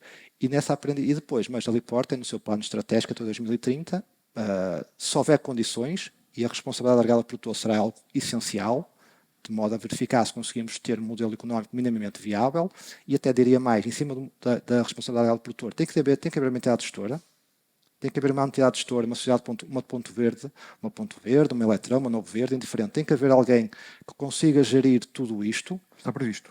Exatamente, é fundamental, por isso é outro passo que em termos nacionais temos que dar para o fluxo. E o que é que nós verificamos com este projeto que temos aprendido? Bastante. Temos aprendido, que dizer há pouco, é um projeto muito manual, começa logo uma questão logística, de espaço, seja na recepção, seja depois no final, chego lá. Por isso, manual, porque desde logo. E vamos começar, um bocado como dizia aqui a André, logo, depois a primeira divisão que fazemos é, se tem potencial de reutilização, tem que ir para a reutilização. Nós não queremos, então, temos que aproveitar. E vamos ter mais material, também vai estar logo não conforme, porque não tem qualidade ou não tem características para ser recicláveis. E depois, dentro do que é reciclável, vamos trabalhá-lo de modo a separá-lo. Por isso, é um trabalho que vai ter ser feito e esses projetos estão a ser importantes para nós, é um processo de aprendizagem que pretendemos nós, depois temos condições para escalar isso e tornarmos isso numa linha, então, como falou, já de 15, 20 mil toneladas, que é o que nós temos no nosso plano estratégico. Mas aí é preciso uma coisa que é fundamental, podemos ter a melhor linha do mundo, temos que ter escoamento. Eu dou o exemplo dos plásticos, que estava aqui há bocado a partilhar com o André, e foi uma coisa que eu entrei na Lipor há alguns anos e marcou na altura. Se recordarem as embalagens plásticas, quando começamos, o que é que acontece? Entravam 10 e 50% não havia destino final. Uma vez tem uma notícia no JN a dizer 40% das embalagens plásticas ainda vão para aterro. Mais uma vez, aqueles malandros. Mas não, porquê? Porque uma parte significativa é o que nós designamos plásticos mistos, as embalagens de azeite, os copos de café, aquelas embalagens de margarinas, e não havia um reciclador. Por isso, pós-têxteis, nós temos que trabalhar em conjunto, todos, e estamos aqui 3 entidades, todos, porque o material tem, seja pela reutilização, seja depois para reciclagem. E para reciclagem nós precisamos saber, coisa que não está definida atualmente, é vamos separar em categorias. E depois nos têxteis temos uma coisa engraçada, que temos o binómio tipo de fibra e cor. Quantas categorias vamos separar? E dentro de cada categoria tem que haver especificações técnicas, isto é, tem que nos dizer, nós precisamos deste material com 90% de qualidade, que acontece nos plásticos, 95%, estamos habituados a trabalhar com esses níveis de exigência, em que pode ter 1% de um produto químico XPTO, isto é, tem que estar tudo tipificado para nós conseguirmos depois recepcionar, triar e dizer à indústria, está aqui o material, por favor, com as condições que vocês exigem para dar-lhe continuidade e dar-lhe circularidade. O que é que me preocupa também ainda mais? Se tivermos muitas categorias, vai ser preciso escala. Porque, desde logo, a questão logística. Um caminhão leva 25 toneladas. Eu preciso ter numa categoria, por isso, na algodão 100% branco, se calhar é o mais fácil de todos, eu preciso ter 25 toneladas para otimizar ali logo o transporte logístico. E o que é que leva? Em termos logísticos e de armazenamento vai ser outro caos, porque vai ser preciso uma área brutal e depois temos de trabalhar em rede, neste caso o país, cá com outros até com a Espanha, para depois, quando houver um pedido estou aqui a inventar, desculpem o termo, mas se calhar se for cor-de-rosa de 50% de algodão e 50% de poliéster, que seja um pedido, nós conseguimos facultar. Estou aqui, desculpem aqui a brincadeira. Mas a ideia é esta, nós temos de conseguir estar, por isso, essas categorias têm que estar standardizadas, têm que estar bem definidas para todo o país também, isto é, todos os operadores atuarem do mesmo modo e conseguimos trabalhar em parceria com o mercado e dar continuidade para dar valor, porque senão a responsabilidade real do produtor vai ser um custo elevadíssimo que isto vai custar. E é só uma forma de baixá-lo. É dar valor ao material, para ele ter valor e ser vendido, de modo que a balança esteja mais equilibrada. Agora, mesmo para finalizar, e julgo que temos 10 minutos, segundo a Euratex, a Europa importa 23 mil milhões de peças por ano. E como o Filipe falava e bem, a indústria tem vários desafios. Primeiro, porque temos que deixar uma economia linear para uma economia circular, o que exige criar aqui uma maior convergência e um maior diálogo entre novos operadores que já estão no mercado, mas que ainda não falam todos a mesma linguagem, vamos dizer assim. Por isso, a pergunta que fazia é a responsabilidade alargada do produtor, o que é esperado e de que forma é que a indústria europeia pode ser protegida do mercado internacional, e dando aqui, como falou, de grandes grupos como a Shein, Temu, que neste momento invadem o nosso mercado em condições bastante diferentes. A responsabilidade alargada do produtor é uma peça-chave para fazer funcionar o sistema. Chave. Não há sistema se não houver esta ideia da responsabilidade do produtor. Os pacotes em Bruxelas estão a ser discutidos, são 16 pacotes diretos, com aplicação direta sobre a indústria do têxtil e vestuário, sobre a fileira do têxtil. Depois há mais legislação que também impacta indiretamente, mas são 16. Desses eu escolheria como os principais, aqueles que nos devem dedicar mais atenção, porque é esses que podem moldar o negócio completamente, o tal tsunami que vai mudar os modelos de negócios da fileira da moda. A fileira da moda vai ter negócios diferentes. Isso não há dúvidas. A questão é depois da profundidade. E quando? É a questão do passaporte digital e associado a isso a questão do ecodesign e a questão da responsabilidade alargada do produtor. A responsabilidade alargada do produtor passará então pelo pagamento do tal ecovalor. Isso tem dois efeitos. Um efeito de nivelamento para cima pelos preços. Portanto, vamos imaginar, para simplificar, que eram 5 euros. Estou a exagerar. Se bem que não é, do ponto de vista político, está a ser discutido em França valores dessa dimensão. Mas ainda com dúvidas de como é que vai ser aplicado.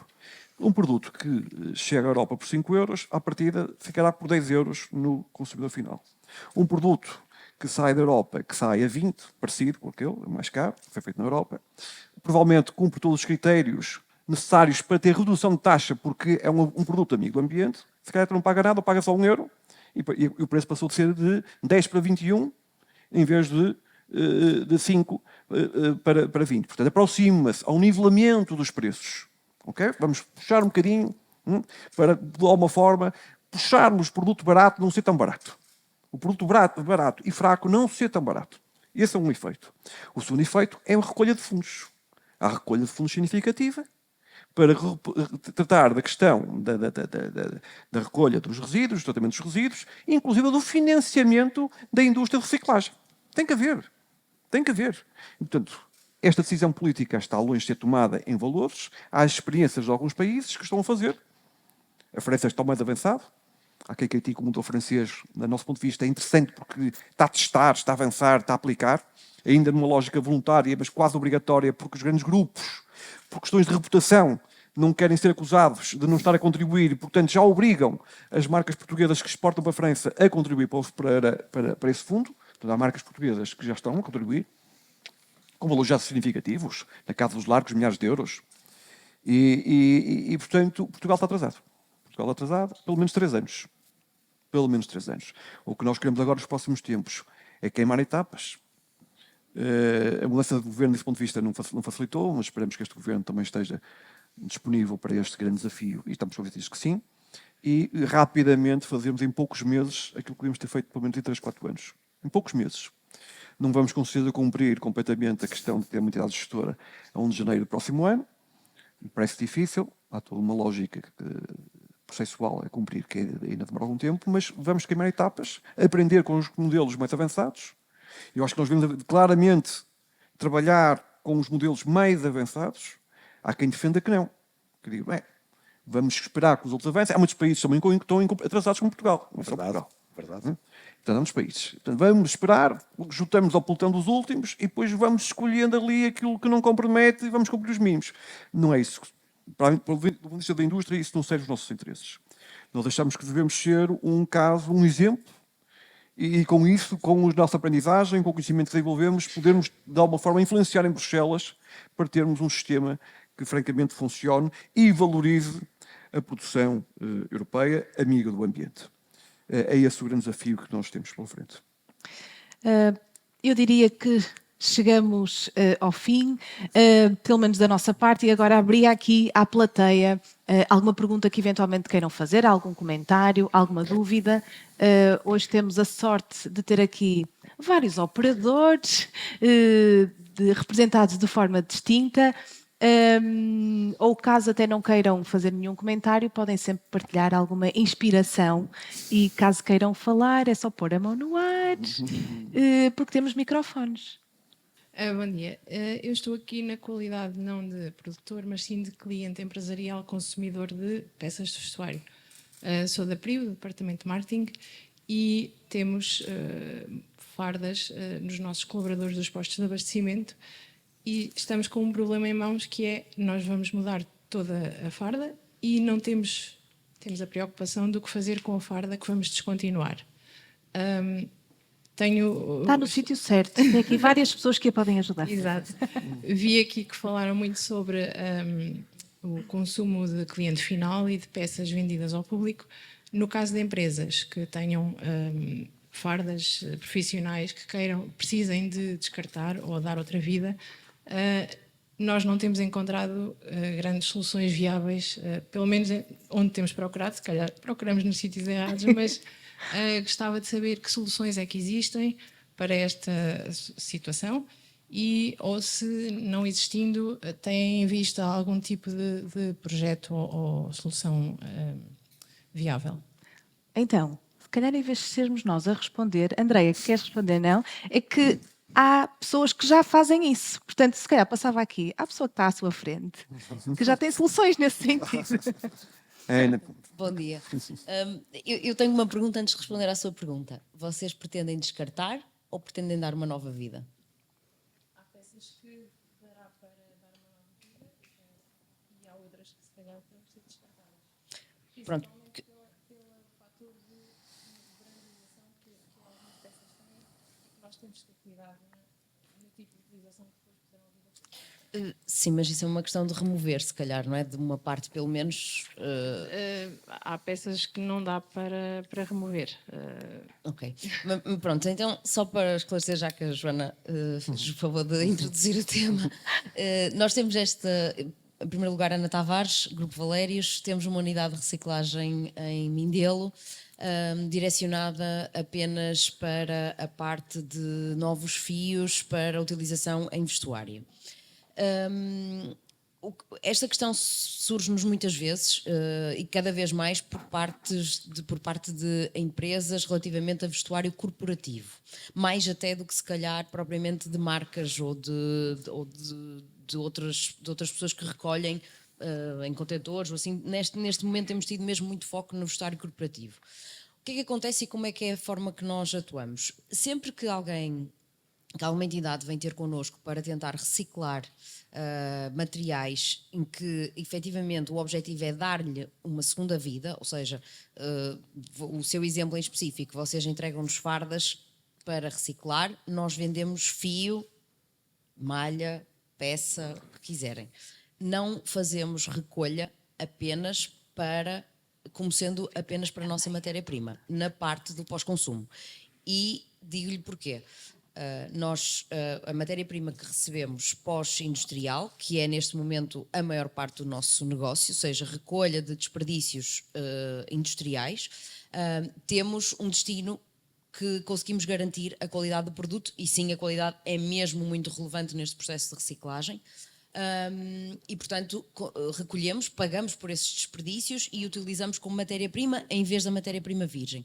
Nós não conseguimos controlar esta qualidade naquilo que é o resíduo pós-consumo e, portanto, nós só fazemos desenvolvimentos nessa área com entidades que querem efetivamente dar uma segunda vida a esses materiais. Ou seja, neste momento temos em curso, por acaso, duas situações.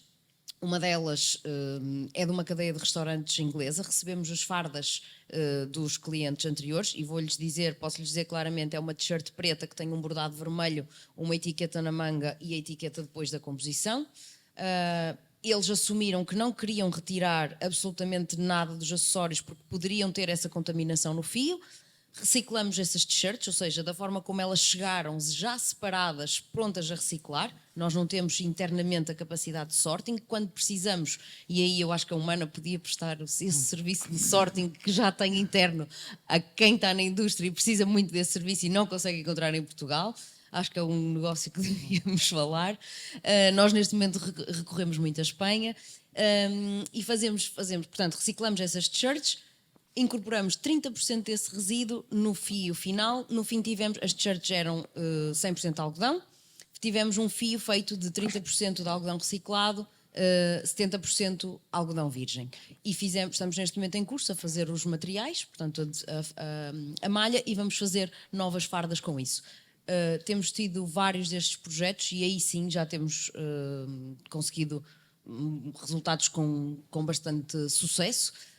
Mas recolher peças, garantindo que temos destino para elas naquilo que é o nosso negócio diariamente, sem saber se vamos ter ou não mercado para isso, não podemos fazer, porque como o Filipe também estava a dizer há bocado, não especificamente nesta situação, mas em todas a questão ambiental tem que ser relevante, mas a questão económica também, e nós não podemos estar a pôr em causa a viabilidade económica da empresa e começar a recolher indiscriminadamente ou a aceitar indiscriminadamente aquilo que nos quiserem entregar, porque esse não é o nosso foco, a missão da empresa não é essa. Viu? Aqui há sempre solução. Esta sala está repleta de pessoas que podem ser solução. Temos aqui mais uma questão, não sei se podem passar o microfone, aqui à frente.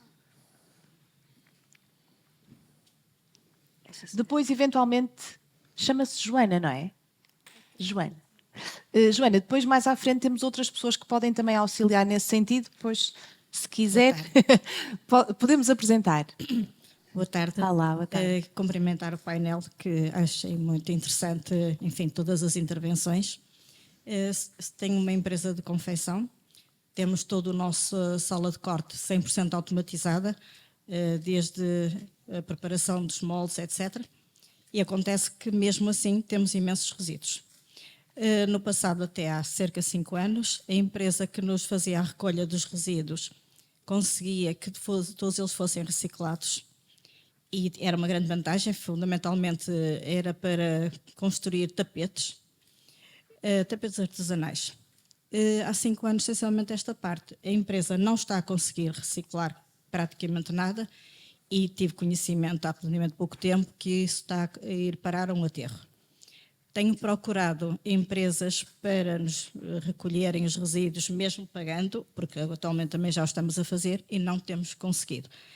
Pronto, estava a pensar até falar com a Lipor a ver se era possível fazer a recolha dos nossos resíduos ou outra empresa qualquer que nos pudessem dar apoio neste sentido, porque somos uma empresa bastante preocupada com o ambiente, a nossa energia é praticamente verde, pronto, sei lá, os carros, etc. Portanto, se temos essa preocupação, precisamos de ajuda e apoio, que nem sempre temos tido da parte do governo, mas enfim, não importa. O que importa é que nós temos essa preocupação. Filipe, não sei se quer responder, porque a questão do pós-consumo ainda é um tema, não é? Nós somos uma empresa intermunicipal e fazemos a gestão do pós-consumo. Mas aquilo referiu, eu disse no início, que eu acho que é uma questão crítica para, aliás, para os resíduos urbanos e não urbanos, todos. Nós temos uma capacidade de aterros que está a terminar, seja para os resíduos urbanos ou não urbanos, e por isso ao bocado, e disse logo no início da minha intervenção, para mim é até um dos grandes problemas que vamos ter a muito curto prazo, porque o custo, seja para os resíduos urbanos como para os não urbanos, tendencialmente vai aumentar significativamente, porque há problemas de licenciamento.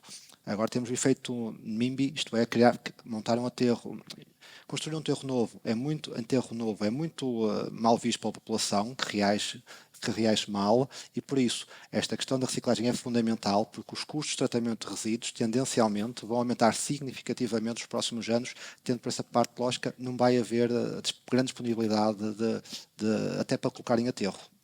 Nesta parte também nós somos resíduos urbanos e também nesta fase, como disse há pouco, ainda estamos a aprender e por isso estamos a tentar montar uma linha piloto ainda, esperemos que conseguimos alavancar cada vez questões que não falei, mas que partilho totalmente. A questão do financiamento é fundamental. Tem que haver financiamento para inovação, automatizar a triagem e retirada de acessórios então é crítica, porque senão se não conseguimos exportar os resíduos, como é que vamos tirar os botões, como é que vamos tirar tudo, fica impraticável. Precisamos de inovação também para conseguir dar essa recircularidade.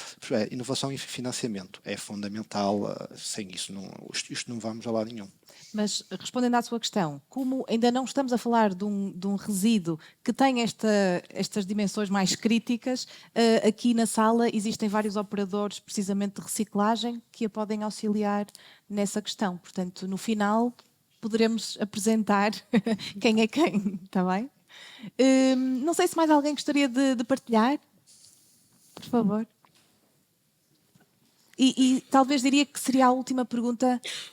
Não sei se mais alguém gostaria de dizer, é só porque temos mesmo que terminar. Obrigada. Bom dia a todos. Eu gostava de começar por dar os parabéns ao CENIT por esta talk e pelas horas que tem previstas, também à Lipor por este espaço maravilhoso e, claro, a todas as intervenções e ao painel, foi muito, muito interessante. Eu sou a Maria José Ferreira, venho do Centro Tecnológico Calçado, estou aqui a representar o Centro Tecnológico Calçado e a APICAPS, que é a Associação de Calçado. Gostava de vos dizer que revimos em tudo o que foi aqui partilhado, mas de pedir que nos envolvêssemos muito, todos, ao nível europeu, no que se vai passar daqui para a frente relativamente à ecomodulação. Nós estamos a participar no desenvolvimento da metodologia da pegada ambiental do produto, que é para o calçado e para o têxtil e vestuário. E neste trabalho estão definidos 13 produtos representativos. 3 são do calçado, todos os outros têm a ver com a têxtil e vestuário, t-shirts, blusas, casacos e saias. E as decisões são tomadas por maioria. A maioria dos participantes são grandes grupos internacionais. Eu não vou nomear as marcas, mas são as grandes marcas internacionais.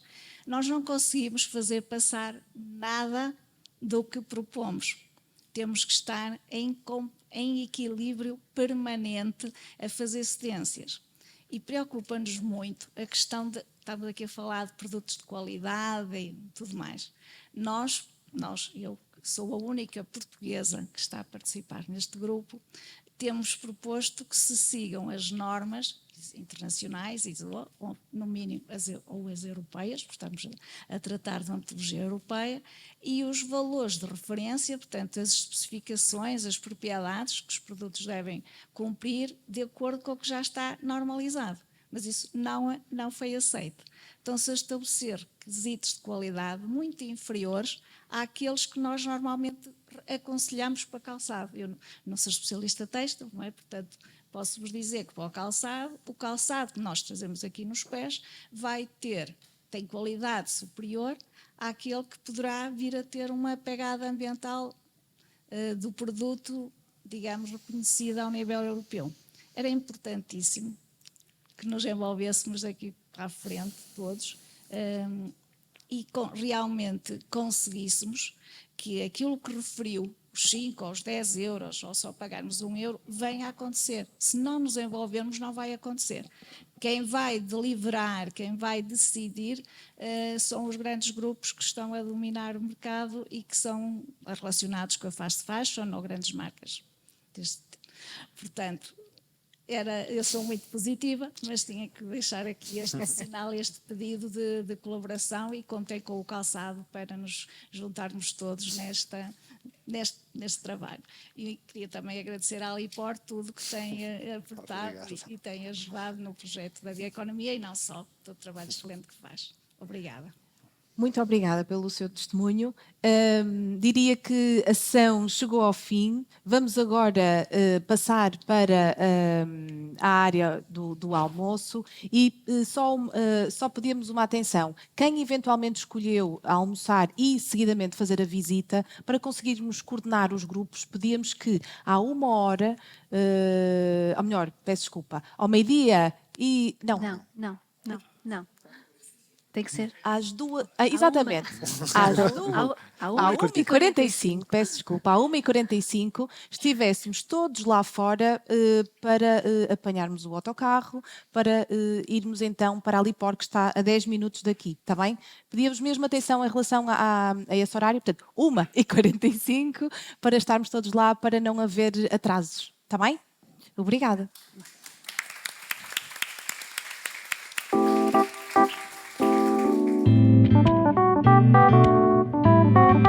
Thank you.